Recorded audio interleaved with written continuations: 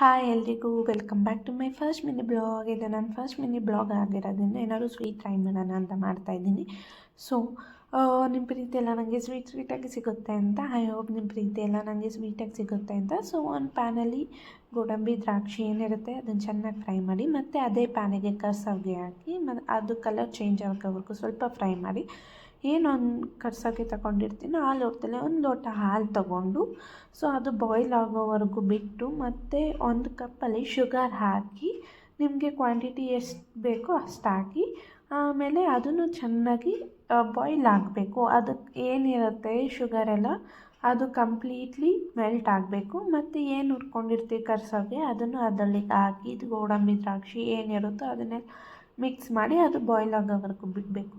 Finally sweet ready ಆಗಿದೆ. ಹಾಲ್ಕಿ tasty ಆಗಿತ್ತು. So thank you.